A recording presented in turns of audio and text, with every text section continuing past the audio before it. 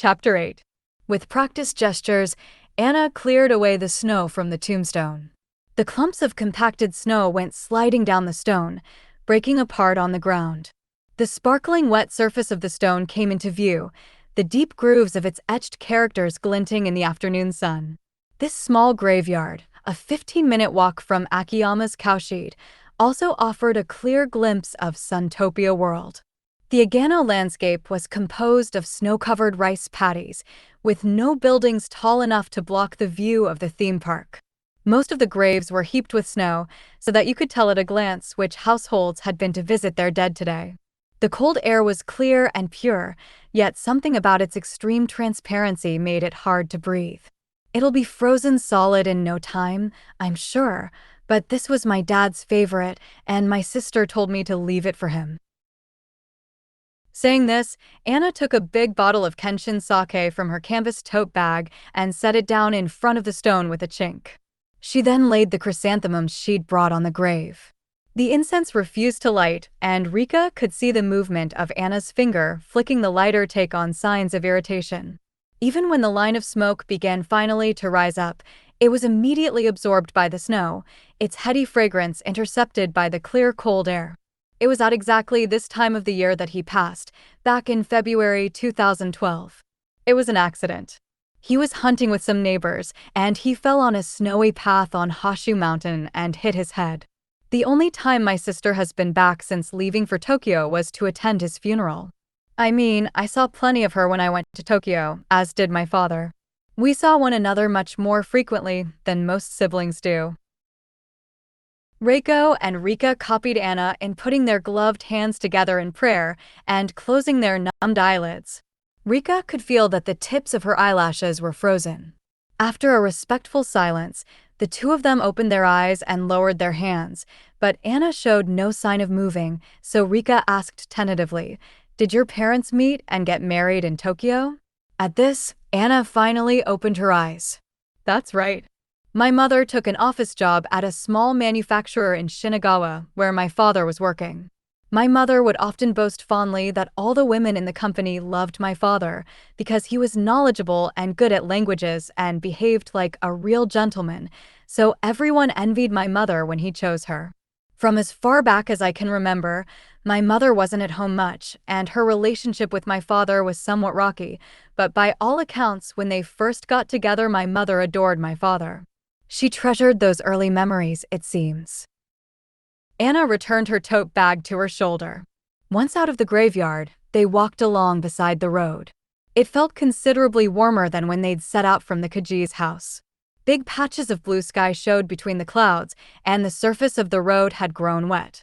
The snow beneath their boots had changed from the texture of ice pops to that of shaved ice. Rika felt the moisture oozing into her insoles. As they retraced their steps, she asked, "Why did your parents come back to Agano?" "My father got embroiled in some trouble with a client and grew increasingly fed up with working for a company. At around the same time, my grandfather's health began to get worse, and they decided to move back when my sister was 3. Rika exchanged a quick glance with Reiko. "Your father must have been a wonderful person. Your sister always looks so happy when she speaks of him." At this, Anna pouted proudly. Having little color to them, her lips didn't stand out, but a closer look revealed them to be surprisingly full, not unlike her sister's. Overall, the impression she left was a childlike one, but those lips gave off the sense of passion with no place to go. He was a very stylish, attractive man. He was an avid reader and film lover, and very knowledgeable about computing, even back in the early 90s. Alongside his estate agency work, he set up his own company designing websites for people. He built the home pages for the village hall here and Akiyama's farm, I believe. The internet enabled him to order everything that he wanted from overseas. The people around here must have sensed that he was in a different league to them. I dearly loved him, but he was so clever that the things he said often went over my head. My sister and he were very well matched in that sense. They were less like father and daughter and more like. Let's say I could understand why my mother might have felt jealous." Anna gazed down the road into the distance as she spoke. "My father would often tell her, 'You're not like ordinary children. but I never felt envious of her. We were so far apart in age, after all. I liked to see my sister and my father getting along so well. There was something about Anna's unstintingly positive account of her sister that made Rika suspicious. Did she really not feel any resentment towards someone who'd wrought so much disruption upon her life? Did Anna have pastimes or friends with whom she could share things? Rika found herself wondering. She wanted to believe that Anna had at least a sliver of a world for herself, which had nothing to do with her sister. This car park here used to be my grandparents' house. My family is the landlord here. Saying this, she looked at the stretch of asphalt over the field. The 5 or 6 cars parked there were heaped with snow, and there was a large faded sign positioned by the road. From the letters she could make out reading, meters ahead, Rika surmised that it was for Suntopia World. My grandfather passed away when I was in my 4th year of primary school, and my grandmother a year later. My sister was close with my grandmother, and I think her death came as a shock. I imagine that was another reason for her not returning. They arrived back at the Kajii house. The dustiness and the smell of the kerosene heater that came spilling out as soon as Anna opened the door already seemed like something from a long time in the past. Rika felt her body warming and relaxing. She was starting to get used to the place, she supposed. "Would you mind if I used your bathroom?" It went against the code of etiquette while visiting somewhere professionally, but Rika didn't feel she had much choice. "Of course. It's just in there." Rika entered into the small room beyond the door in the living room that Anna indicated. There was a strong smell of air freshener. Rika pulled her trousers, tights, and underwear down in the same movement and checked for blood. Her thighs were frozen cold. There was no sign of any stain in her underwear, and she felt a rush of relief.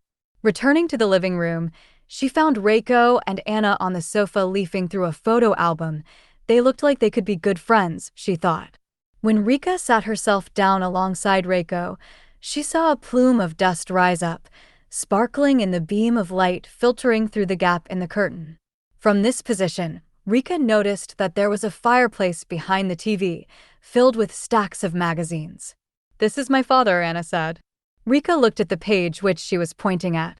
As far as she could tell from the photograph behind its cellophane coating, he wasn't remotely handsome. The man in the image, somewhere in his 40s and standing in front of a barbecue in what must have been the garden of this house, was far shorter than she'd imagined. His narrow eyes and heavy eyelids contributed to a somewhat blank expression. His hair was set in place with so much product that it looked as though he were wearing a black cap. A different photo showed him relaxing in front of the fireplace, and in another, he appeared holding a rifle.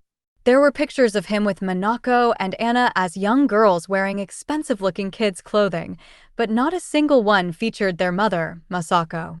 Rika squinted at the image of middle school-aged Manako standing close beside her father, but her eyes contained only an indistinct darkness, and her mouth was a stubborn straight line. There was nothing there to point to any kind of incestuous relationship. "This is me in my 4th year of primary school, with my sister." For a while, the principal asked that students be accompanied by an adult on their way to and from school. My mother was busy, so my sister offered. Here was Manako at around 17 in a caramel-colored double-breasted coat, leading Anna with her school rucksack by the hand down the snow-covered road. Her stature lent her a sense of dignity, so that she fitted in to an almost alarming extent with the mothers around her. Rika found herself smiling. "Why did you need someone to take you to school and bring you home? You were in the 4th year by this point, no?" Reiko asked unexpectedly, her tone sharp. Anna's gaze stayed focused on the album. "My mother had started to teach a flower arranging class in a new cultural center in Furumaki.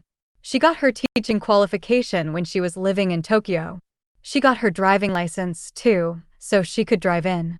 She was a social person, but she didn't fit in well with the housewives around here, so she was delighted to find a job."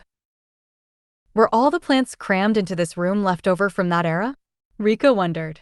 And the dried flower bouquets and wreaths strewn around, were they, also, Masako's handiwork? "That was why my sister accompanied me."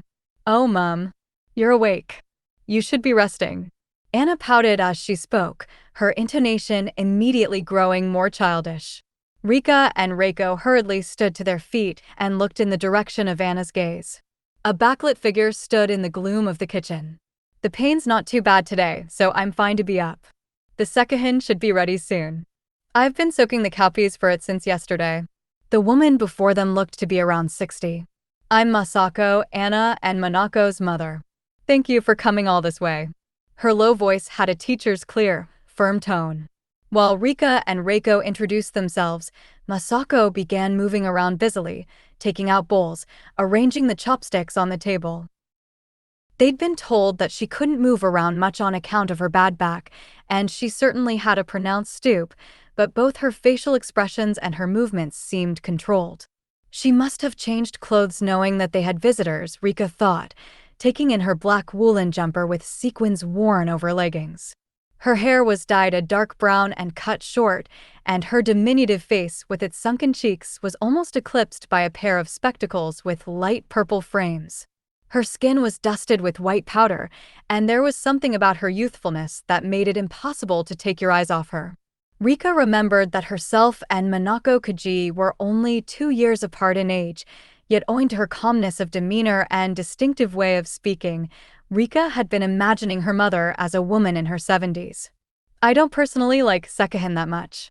Please don't feel any obligation to eat it. Anna's delivery suggested her own reluctance to be put out in any way rather than any consideration of her guests' feelings. Even when they heard the sound of running water from the kitchen, she didn't stop flicking through the album or show any signs of going to help. Rika had been thinking of her as the strong-willed second daughter who'd sacrificed a marriage to take care of her ailing mother and protest her sister's innocence. But she wondered if in fact living with a parent in her hometown was simply easier than looking after her husband and their household in Tokyo, where there also happened to be a strong media presence. Was it possible that she relied quite heavily on her mother, both financially and in terms of housework? They heard the rice cooker playing a melody that announced the rice was finished. Really? But you can tolerate it once in a while, can't you? We've got visitors after all, Masako said placatingly, looking at Rika and Reiko encouragingly. Oh no. But we wouldn't want to. Reiko began, and was cut off by a firm voice. No, you must have some. You're hungry, no? Steaming plates of sekihin, red rice, and cream stew were arranged on the plastic tablecloth. The dusty interior had taken away their appetites, but Reiko and Rika both sat down at the table, voicing exaggerated compliments. The bowls and plates were all of assorted shapes and colors, and when Rika thought that these same vessels might, decades ago, have come in contact with Manako's saliva, she felt her throat constricting. She told herself that if she could just ingest some of this food, which Kajii herself had doubtless eaten at some point, then she would be drawing a step closer to her. Manako had said her mother was bad at cooking, but the way the rice was cooked and seasoned impressed Rika. From among the grains of machi rice, stained a faint red poked large, puffy cowpeas. When she lifted the rice to her mouth, it resisted her bite with a pleasing stickiness. The flaky insides of the cowpeas spilled out from their skins, breaking up the rich taste of the rice. The stew, on the other hand, tasted only of the cubed roux, and the carrots and potatoes didn't even seem properly cooked. Does this sekihin have a dash of soy sauce in it? It's delicious. It's got real body to it. The cowpeas are perfectly cooked as well. It makes me want another portion. Rika could see Reiko's eyes glinting as she spoke. The fact that Reiko was thinking the same as her gave her confidence in her taste buds' verdict, and she shoveled the rice into her mouth. Well spotted. You're absolutely right. When I first ate at my husband's home, around the time I moved to Niigata, I thought how delicious my mother-in-law's sekihin was. That was about the only thing she taught me, the recipe for this. Masako's pale cheeks were flushed. Rika didn't have her pinned as a domestic type, but her tickled look after having her cooking complimented made Rika think of a new bride. I've never been much of a cook. When we moved here, there were fewer options for eating out, and with my husband being a real foodie, he would make all kinds of demands on me.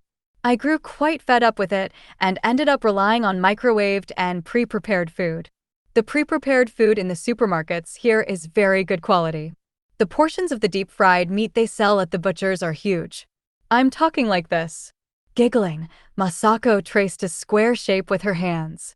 At the weekend, my husband would experiment with smoking bacon on blocks of bricks in the garden, or caramelizing kilos of onions at a time, or making curry from scratch. The sort of cooking that men do when it's a hobby for them, in other words. And it's fun, all that, because it's an experiment, a special activity that you do when you have the time, and that you don't mind spending money on. For me, though, it was nothing but a pain. In the week, the kids would go on at me to cook the types of dishes their father made. Masako frowned, the expression on her face a vivid illustration of the pain that she'd found it to be. There was not a trace of that experimental spirit in this cramped living room. Remembering the fireplace behind the TV, Rika thought of something. Did you dispose of your husband's things after he passed away? Yes, we redecorated soon after he died. I threw away all his trophies and paintings that used to be in here. Now it was pointed out to her, Rika realized the room didn't even have an altar, as was conventional for a house in which one of the family members had died. Seeing his things every day would make us too sad.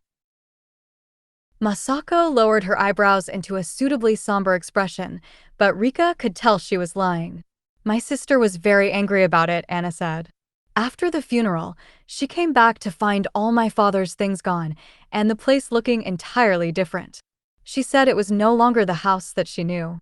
Masako said something conciliatory in response. It was the winter of her 3rd year of middle school.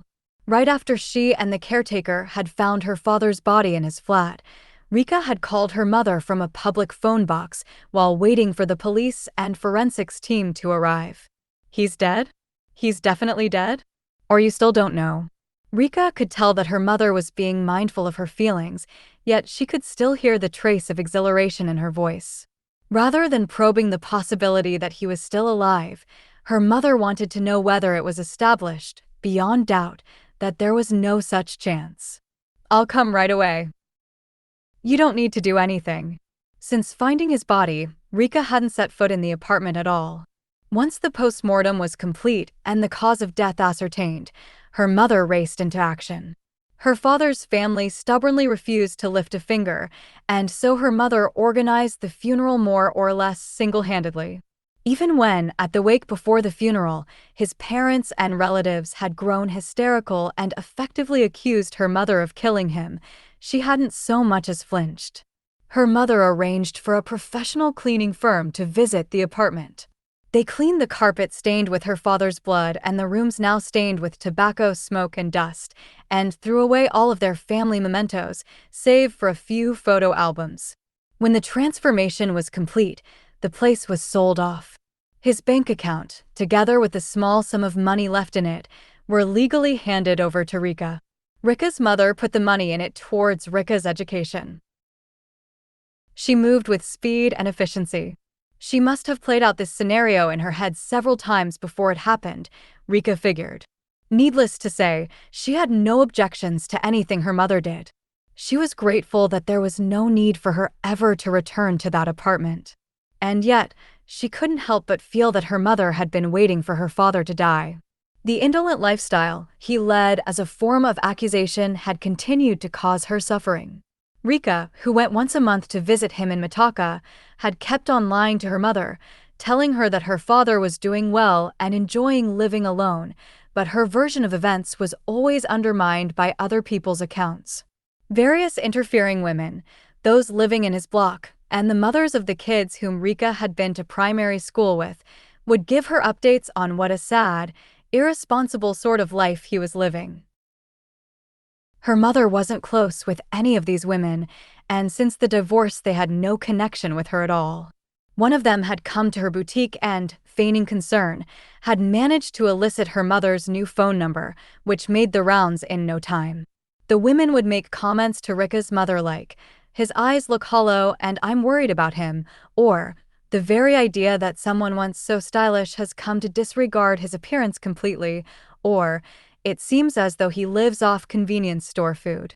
He's just past 50, but he looks way older," they'd say, or, "It's been long enough now. Why don't you just go back to him?" The way the women spoke, it was as if her father was an oversized baby that her mother was neglecting. Even as they affected kindness, their voices were full of envy and anger towards her mother for fleeing her father in pursuit of her own freedom, and for being now in the process of getting her life back on track. Several times Rika had observed her mother put down the receiver and sink to the floor, her hands covering her face. "I didn't cook her sekihin when she got her first period, like you're supposed to," Masako said quietly now. She was still in her early years of primary school. "It seemed so early that I was worried something was wrong with her, and I didn't celebrate it. Is that why she's turned out this way? I wonder. But that can't be the reason, surely." Masako spoke as if trying to convince herself, and then pursed her pale, purplish lips. They were very thin and perfectly straight, nothing like her daughter's. "My mother never cooked sekihin for me either," Rika said. Reiko shook her head dramatically. "Me either. My parents were barely at home while I was growing up. I get the impression yours is a wonderful home, and everyone under its roof lives so well." "Oh, do you really think so?" With these words, Masako's expression immediately relaxed. Rika understood. Here was a woman starved of validation. She had been waiting for it for a long, long time, and her wishes had been continually betrayed. "My sister used to say that nobody seemed to care that she was the first to get her period. The teacher didn't even congratulate her, although the kids who came first in races and who were top of the class would always be praised." Anna smiled as she recounted this memory. "It's so unfair that you don't get praised for what goes on between your legs," she used to say. "You have to publicize it yourself." Stunned, Rika rested her chopsticks on the table. The rice in her mouth suddenly tasted faintly sour. There was no indication that Masako was shocked by this pronouncement. With graceful movements, she was serving Reiko a second bowlful of rice. That's typical of Manako, only ever thinking about being praised. She was forever neglecting the important things, all the effort and the preparation that go into making a thing happen. All she really liked was eating, and she got so big. I was always telling her to exercise, to cut down on sweets, but she wouldn't listen. If she'd tried a tiny bit harder at school, she could have gone to a decent university, but she quit. Such a waste. Holding out the bowl to Reiko, Masako smiled a little sheepishly. "Having you two here like this feels a little like being a mother to lots of daughters." It seemed as though their visit had satisfied something within Masako, and she had particularly taken to Reiko. The gaze she turned on her was brimming with affection. "Manako never brought female friends round, you see. Anna didn't either, really. That was sad for me."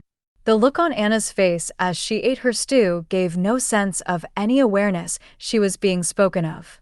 It appeared that she really did dislike sekihin and made no move to tuck into her portion. Masako continued speaking, her words pouring out like water released from a dam. "I'm not suited to staying at home, that's the thing. I was so bored by village life.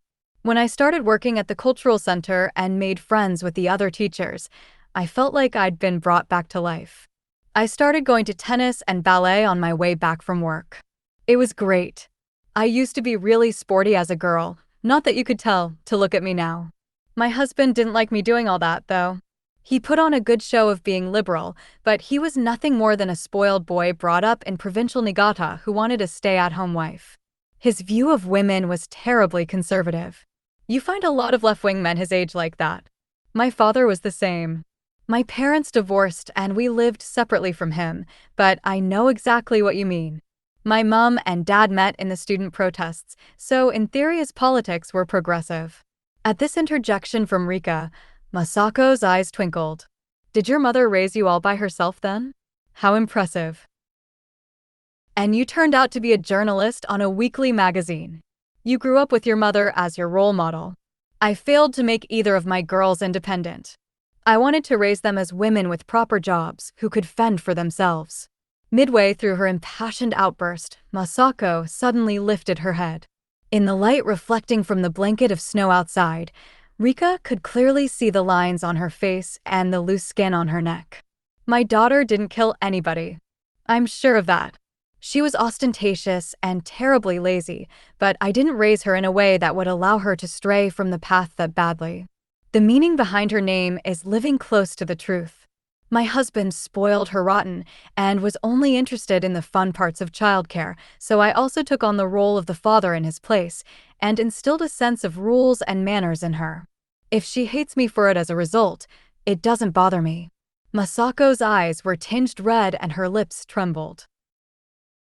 Rika wondered if the mismatched impression she created was to do with the conflict between her confidence in her child rearing and her lack of trust in her daughter. If she was going to say something, she knew it had to be now. "Would you be happy to show us Manako's room?" "Of course," Masako said. She got to her feet, ignoring the look that her daughter was casting in her direction. Anna got up reluctantly after her, and Reiko and Rika followed, climbing the steep staircase in a line. Now that Rika's body was so thoroughly warmed, she felt the coolness of the bare floorboards and the air filtering in through the cracks around the door. At the top of the stairs were 3 doors. When Masako reached out an arm towards one, Rika asked, "If you don't mind my asking, which was your bedroom?" Anna answered, "That's my parents' bedroom there." She indicated the door opposite. "My mother now sleeps there alone." How had the fast-maturing Manako viewed her parents' bedroom across the hall? Rika tried to recall her own childhood. She'd not once detected any kind of sensual air between her parents, but there had perhaps been times when she'd been frightened by the sexual impulse that she sensed lying behind her father's attacks on her mother. Finally, they reached Manako's bedroom. An eternity seemed to elapse before the door was opened. Confronted by a smell like a mixture of glue sticks and mold, Rika blinked. Before her was a smallish room with a gray carpet, furnished with a school desk, a bed, and a bookshelf stretching up to the ceiling. Immediately inside the door was a fitted closet. The bed covers and curtains were the same navy and green checked pattern. What appeared to be a sheaf of school printouts spilled chaotically from a binder. The electric pencil sharpener was the same model that Rika herself had used, and its chamber was full of pencil shavings. There were no dolls in sight, nothing lacy or frilly. Manako loved reading. She was a real bookworm. At her father's insistence, she read from a very young age. She got a commendation from the local library. Now Rika looked, she could see several certificates for book reports framed on the walls. The bookcase was crammed with French classics and contemporary Japanese literature. Hadn't Kajii said that it was Sagan who had brought her together with the first man she dated? Masako was gazing at the books on the shelf with a satisfied expression. When Rika looked at Reiko, she saw she had her camera out again. "Is it okay to take some photos?" "Of course, they'll only be for internal use. If Rika's going to interview Manako, it'll be really helpful for her to have this room in mind." Masako thought for a while, then nodded. "This interview will change the way the public sees her, I'm sure of it," Reiko said. "If we can get people to understand what she's really like." Rika saw that Masako's eyes had teared up at these words. Suddenly the wind hammered at the window, and all of them looked up. "Oh, the snows got heavier. Why don't the 2 of you stay the night and leave in the morning?" Surely there could have been no more precious experience as a journalist than staying the night in Manako Kajii's house. Rika was all ready to accept, but Reiko got in first, politely refusing the offer. As soon as she'd sat herself down at the heated table sunk in the floor, Reiko rolled up the sleeve of her jumper and held out her wrist towards Rika, showing her the inside of her arm. "Look." Reiko's milk-white skin was speckled with swollen red marks. Rika cried out and winced. They were in a restaurant that Kajii had recommended, a place 15 minutes walk from Niigata Station, serving rice cooked over an open flame. By the counter that they could see from their seats, skewered fish were hung up in a line at the back of an open fireplace, to which an employee was adding straw. The entire scene resembled something from a fairy tale. "I'm so itchy." "Are you okay?" "I'm fine." "What is it? Are you allergic to something?" "It's fleas." The carpets and the stuffed toys in that place were crawling with them. "I just loathe cluttered, unhygienic places like that. They make me feel itchy all over." Reiko scratched her bites so forcefully that Rika was sure they would start bleeding. It pained her to see her friend's actions, so uncharacteristically rough. "Really?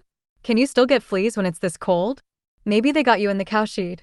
The cowshed was clean. It was well ventilated, so the air could circulate. What did you think then? Of the house. The two of them had been avoiding the topic since they got into the taxi outside the Kajii's door. Reiko now raised her eyes from her bites and said, candidly, it freaked me out. Have you ever seen anywhere that creepy before? Her reply startled Rika. She hadn't known Reiko could be so two-faced. They're totally bonkers. But I learned a lot from it. That's the kind of place that serial killers grow up in, I guess. The mother had clearly lost her marbles, going on and on so proudly about her stance on education, when her daughter's a convicted serial killer. And the sister was the same, brushing off anything that wasn't convenient for her. It makes sense that a family like that would give rise to someone like Kajii. There's not a smidgen of doubt in my mind that she's a murderer. Which then makes me think, did she do the father as well? What they said about her only having been home for the funeral was definitely a lie. What would be her motive? Rika asked, feeling somewhat overpowered by Reiko's fervor. My guess would be that he caught wind of the fact that all these old men in Tokyo were giving her money and gave her a dressing down for the first time. She flew into a rage and pushed him over on the snow. Or else it was a financial issue. One of her men asked her to return his money. When her father refused to give her any, she flew off the handle. Yeah, that must be it. You had a second helping of the sekihin. As she spoke, Rika could hear she sounded like a petulant child. That's what you do to make sure you're liked, though. You're a journalist. Surely you know better than anyone that flattery gets you everywhere? It wasn't totally inedible either. But when I peeked into the kitchen, it looked filthy, and the sink was all greasy and gross. And what's with serving sekihin to journalists when your daughter's been convicted of murder? Plus, using ready-made roux for cream stew when you live in a place with the best dairy products in the country is unforgivable, if you ask me. There was something about the tinge of snobbery permeating Reiko's words that made Rika think of Kajii. What was going through Kajii's head right now as she sat in the Tokyo detention house on a February evening? Was she thinking about Rika and her trip to Agano? Rika felt sorry for her, sitting alone in her cold cell. The server brought over rice and miso soup, salted salmon, pickles and shiakura, and omelette. In awe once again at the unbridled sweetness of the rice, Rika wished that she could have given some of this repast, the taste of her hometown, to Kajii. I don't know. I agree they were somehow out of kilter, set apart from the rest of the world, but I wouldn't have said there was anything particularly abnormal about them. It made me think that no matter how good a mother's intentions are in raising her kids, things can go awry, and you end up with a daughter like Kajii. Rika, I think you're losing it. What were you seeing? Why didn't you feel it? Did you truly not sense something about that house? I've never been anywhere so creepy in my life. Rika felt her earlobes reddening. Was there really something not quite right about her? Or was it Reiko who was the odd one, interfering this much in her friend's work? She felt that her confidence in her powers of judgment had disappeared. Where are the bowls kept, I wonder? These were Reiko's words after they'd paid and settled into the back seat of a cab. For a moment, Rika had no idea what she was on about. Their time in Akiyama's cowshed already seemed like the distant past. They must have their semen taken from them artificially. And if they're producing semen for dairy cows, then they're not being used for meat. How do they live out the rest of their time, in between sperm donations? Is that all there is to them? It's kind of sad to think about. Hearing Reiko say this, Rika knew instinctively that she was thinking about Ryosuke. She'd barely thought about Makoto since coming to Niigata, she realized, but she'd stopped feeling any guilt about such things. The snow outside the window shone, as if competing with the city's neon lights. Upon waking, Rika checked her phone. The sky beyond the curtain looked significantly darker than it had the previous morning. She heard the noise of a hairdryer coming from the bathroom. In a bid to outdo it, she cleared her throat and shouted, "Akiyama texted. He says he's free from 2. If I leave now, I should make it. I'm meeting him in a cafe in the yogurt factory in Agano. He's only mentioned me though, so do you mind if I go on this one alone?" Rika suspected her friend would put up a fight, but the glossy-haired Reiko, who now poked her head round the bathroom door, nodded docilely. Rika felt a burst of relief at the contrast to yesterday. Got it. I'll spend the day doing some Niigata sightseeing then. I'll pick up the souvenirs on the Kajimana list, too. Where should we convene this evening? They ate a leisurely breakfast, and then Reiko saw her off at the entrance to the hotel, where Rika got in a taxi to Agano as she'd done the previous day. According to the weather forecast, tonight would bring a snowstorm. The factory was only small, but the brand of yogurt they manufactured was one you often found in Tokyo supermarkets. The place appeared to be a tourist spot, and when she mentioned its name to the taxi driver, he nodded immediately. Having arrived early, Rika decided to walk around the factory grounds. A long pipe extended from a giant tank, connecting up to a truck emblazoned with the company logo. Was there milk running through it, she wondered? She felt the contents of the pipe were somehow linked with the snowy landscape around. Reiko's words from last night came back to her, and she thought about the fate of the sperm-producing bulls. She located the small prefab cafe in front of the factory. The outdoor terrace with its stone statues and flower beds stood covered in a blanket of snow. Stepping up to the entrance, Rika found her nostrils filling with the scent of butter. The staff behind the counter dressed in naval-style uniforms greeted her. Akiyama was sitting in the bright white interior of the cafe. He got to his feet when he saw her. Dressed in a down gilet and jeans, he looked so much younger than he had done the previous day in his overalls that it was as if she were meeting a different person. "Thank you so much for agreeing to meet me. I know you're very busy. And thanks again for showing us around yesterday." Rika took a seat opposite him. A girl in uniform came over to take her order. She requested a yogurt waffle with whipped cream and a café au lait, apologizing to Akiyama for eating on the job. The waffles here had been on Kajii's list, and she felt she needed to try them. It's perfect timing, as it turns out. I managed to get hold of a stand-in who occasionally covers for me. It's good to give my wife and parents a break sometimes, too. You're going home tomorrow after all. As he spoke, he poured sugar and a generous helping of milk into his paper cup full of coffee. A dairy farm stand-in? I didn't know such a thing existed. If you let me have the receipt, I can reimburse you. Could you? That would be great. Traditionally, us dairy farmers have no days off, you see. Recently, though, by getting outside help, I've been able to make time for studying and training. That would be unthinkable for people of my parents' generation, but if we don't go on updating the industry and finding new approaches, we'll never manage to make it an appealing job for the younger generations, and we'll be left with nobody to take over. Rika's coffee and waffles were brought to the table. The whipped butter had already started melting across the waffles' latticed brown surface, creating a golden trickling waterfall that pooled in their hollows. Rika bit into the dough, savoring how juicy and moist it had become with all the butter it had absorbed, with a pleasant saltiness. She must have been making a satisfied face, because Akiyama now snickered and looked embarrassed. That reminds me. Manako loved the waffles here. She used to come here often and eat several at a time. Her mother would tell her off.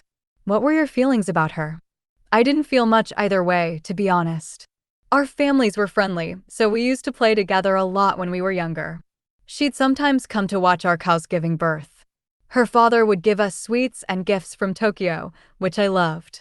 Her mother was still healthy at that time, but she always seemed a bit prickly, and I wasn't so fond of her. By middle school, though, we'd stopped saying hi when we ran into each other. Rika wondered what Kajii had made of this manly boy of her own age. She said repeatedly, both in court and to me directly, that she was always mature for her age, and as a result she stood out and was the subject of a lot of attention. Her sister said something similar. Is that true? It might be true that she stood out, but I think that was mostly because she was a little bit odd. She was very quiet, and you could never really tell what she was thinking. A couple with 2 children sat down at the next table. Akiyama raised a hand in greeting and the man bowed his head. Had this man also been to school with Kajii? Rika wondered. As for whether she was mature, she always seemed a bit babyish to me. She was a slow child who ate vast amounts like a cow and never seemed quite all there. At this, Rika rested her plastic fork, which had been hovering above her second waffle, on her plate. She might have been big, but she wasn't bullied or anything. Our class at school were a good bunch. This is the kind of person, Rika thought, who is forever a member of the majority and lives a perfectly smooth life. She felt a pang of pity for Kajii, for having to live as a girl with an irregular-sized body in this landscape, where crops were hard to grow, and everyone could see everything for miles around. The little girl at the next table had managed to get the creamy waffle she was eating all over her face. It's not like in the weekly magazines, where they make out that a particular someone is the talk of the town. It's the same in Tokyo and everywhere else, right? I know this is a small town, and there's little in the way of entertainment, and it might look to you as if there's nothing here, but everyone's busy thinking about their futures, their families. So long as you have the internet, you could be living anywhere. His voice had taken on a pragmatic tone. I don't know anyone in our class who fancied her. We were neighbors for all that time, but I never heard of anyone having a crush on her. Doesn't that seem unusual to you? He tilted his head, without malice. This is it, Rika thought, opening her eyes wide. This is what Kajii had stolidly averted her eyes from, this unrestrained, unflinching evaluation made by men of her own age with a very ordinary perspective. Hearing the reports of the case, though, I didn't find it particularly bizarre. All of the men were people she met online. They were either elderly or didn't have much experience with women. It makes sense that there'd be a demand for someone like Manako among people like that. After you gave me your business card, I thought for a while about whether I should meet you or not. The girl at the next table was being scolded by her mother. Akiyama smiled and took a sip of his coffee. Rika suddenly found herself nauseated by the smell of sweet waffles and butter pervading the restaurant. Like I said, I used to be quite close with the Kajii family, so I feel a little guilty talking to you like this. We've had requests for coverage from journalists in the past, but my parents have turned them all down. But I felt I wanted to speak to you. I guess at heart, I like a bit of entertainment. Maybe I've been lacking in stimulus. And something occurred to me. Akiyama put down his coffee and leaned in slightly.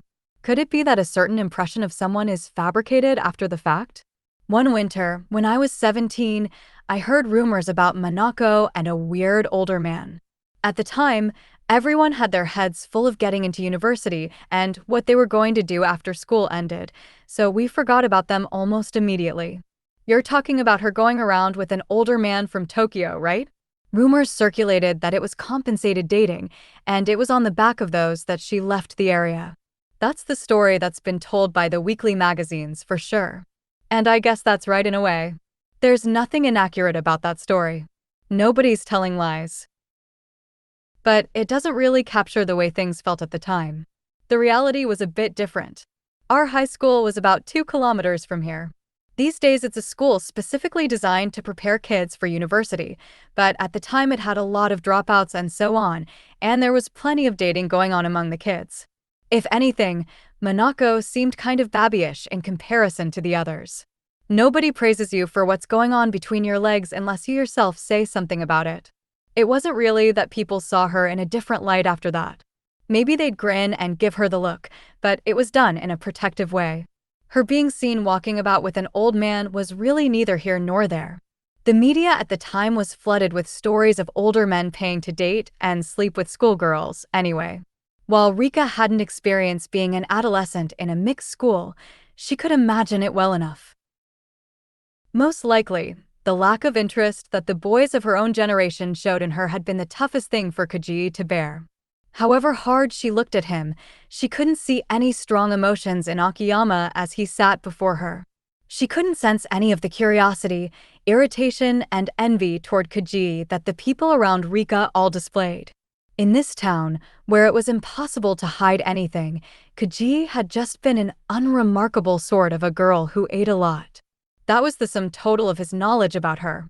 Since he'd taken the trouble to make the time to see her, Rika asked him a few questions about the latest developments in dairy farming, and Akiyama answered each of her inquiries clearly and cogently. By the time that she thanked him and took her leave, the sky was fully clouded over. She considered a tour of the factory, but it seemed wiser to get back to Niigata. When she took her phone out to call a cab, she noticed a missed call from Reiko. As the ringtone sounded, she gazed at Suntopia World in the distance. When would she next see this place? She wondered. Then she heard Reiko's voice. Rika, I'm in Nagano. I followed you when you left the hotel. I lied to you. I think we should go to Kajii's house again. I'm heading there now. Come as soon as you can. What? You can't just do that, Reiko. But Reiko had already hung up. As Rika took in the situation, the anger came spurting up inside her. She couldn't keep up with Reiko's furious pace any longer. The Kajii house wasn't far, so she decided to walk there. While feeling bad for even thinking it, she found herself wondering if the reason Ryosuke had begun keeping his distance from Reiko had nothing to do with finding her sexually attractive, but because he was sick of her rushing headlong into decisions without taking others' feelings into account. She had her vision of how things should be, and anybody who didn't agree was excluded from consideration. Just like when Rika had warned her friend in all seriousness about the dangers of giving up work, and Reiko had refused to listen. It wasn't even evening, but the sky above her was as dark as night. When she rang the intercom at the Kajii's house, Anna's voice announced that the door was open. Inside the living room, Reiko was already sitting with Anna on the sofa. Reiko glanced at her and then, before Rika could utter a word, turned her body towards Anna and said, so that Rika could hear, "There's something I've always found strange. And that's how nobody knows anything about the man your sister was going out with in the winter of her 17th year. Did he really exist? There was definitely an older man who my sister was close to, yes." Anna seemed visibly perturbed by this question. Her voice was hushed. "Leave it, Reiko." "I mean, Miss Sayama," Rika interrupted, but Reiko ignored her. Feeling she had no choice, Rika sat down next to her. "I think the media have talked to most of the people in your sister's class at school, and I didn't expect any new information to emerge from any of them, so I decided to try another route. I went to visit the primary school I saw in your photo album. There was a teacher there who could remember back to when you two were at school. He introduced me to a girl who was in your year and is now working as the librarian there." Rika looked at Reiko, her eyes wide with disbelief. Reiko was no longer even making eye contact with her. They both remembered the incident well. "The reason she started taking you into primary school in your 4th year wasn't because of the snow. For the kids around here, a bit of snow is nothing. No, it was because of reports that there was a prowler in the area. What concerned the local parents wasn't the safety of the children, though, but that of the prowler. The children had developed a game among themselves. They used to go after the man in a group and torment him. The rougher boys would throw stones at him. One time they even hit his legs with a baseball bat. The parents started coming along to keep a watch over the boys' violent behavior. The time it was happening perfectly coincides with the time when your sister started seeing her older man. Apparently he took an especial liking to you, is that right?" The teacher found it strange even now how your parents hadn't seemed particularly worried about it when they'd been told. Anna's eyes seemed to be taking in nothing. Reiko leant forward, so as to encroach upon her field of vision, then gave a shrug in Rika's direction. While overpowered by Reiko's force, Rika felt her confidence in herself wavering. The whole situation was too much to be borne. "Both Rika and I went to girls' schools, albeit different ones. In Rika's school, she was the prince, a kind of substitute for a male presence. There's always one in every girls' school. Get a bunch of girls together, with no opportunity for romance, and everybody ends up wanting something to feast on, even if it's not the real deal. Everyone wants somebody of their own to fall in love with, even if that love is fake. A young girl maturing faster than everybody around her. A girl who had formed the powerful sense that she was different from others. Yet her rich inner world was of woefully little interest to those around her. Leaving aside her father and her sister, nobody paid her any attention. Her brain and her body were developing, but nobody attempted to come near her. Yes, thought Rika, she must have been impatient. Back at her girls' school, even as she joyfully played the role of the school prince, Rika had also felt a sense of urgency. Sometimes the worry she had, that this period of her life when she was at her most beautiful would be all used up by the girls around before she was discovered as a woman, would grow so intense that she wanted to curl up into a ball. Your sister wasn't the focus of everyone's attention, as you keep claiming. I'm right, aren't I? Your sister as you saw her and your sister as she was perceived by the town are two separate creatures. You must have been aware of that rift. But my sister, there was just one time when she attracted attention, and that was when, in the winter of her 17th year, she was seen around town with an older man. The exact same period that the prowler was lurking around your primary school. What happened then, between you and your sister? Reiko's gaze was transparent and unerring as the bright white snows cape of Agano. How old do you think I was when I got my first period? Anna said, after a pause. 15. 6 years later than my sister. About the same age as me, Rika thought. When I finally got mine, my mother cooked me sekihin out of relief. My sister's first period was unusual, but mine came at a normal age. Compared to the kids in my year, I was immature and physically petite as well. I wasn't bullied, but I think they saw me as a bit stupid. But my sister was always kind to me. More than either of my parents, it was my sister who looked out for me. When they found out that the man had been speaking to me, my parents weren't particularly concerned, even when the teachers warned them about it. They were always fond of me, but to them, I was a cute little thing, like a pet. I was never really seen as a person in my own right in this house. Maybe the idea that I'd be seen in a sexual light didn't ring true. As she spoke, Anna's gaze was fixed on the photograph framed on the wall of her and her sister as young girls. It started off as a kind of a game. I can't remember how old he was, the man. He wasn't exposing himself or anything, but as I was leaving school, he'd stare at me and ask me where I was from. He wore a face mask, so nobody could make out his features properly. The fact that he'd singled me out like that earned me the class's attention, which I was more pleased about than scared by. Like the teacher told you, we began developing these games with him. Let's get the weird man. And all that. At the time, there was a craze for these manga and anime series featuring a gang of young detectives. Kids getting together to solve a problem in a way that won them the admiration of the grown-ups. I happened one day to bump into him on my way home from school, and I followed him. I was thinking I'd impress them all the next day with my reports of how brave I'd been. He went inside a barn on Akiyama's farm, in which they kept hay for the cows to graze on. When I peered in through a crack, the door suddenly swung open. I fell inside onto the hay. The man reached out a hand towards me. The next thing I knew, I was lying looking up at the ceiling, and his hand was inside my knickers. I was so astonished, I got to my feet and bolted outside. I found a hoe leaning against the shed, and without thinking about what I was doing, hit him on the head with it. The words fell falteringly from Anna's mouth. Blood flew across the snow. I remember being startled by that. It was the same bright red you saw in films and TV programs.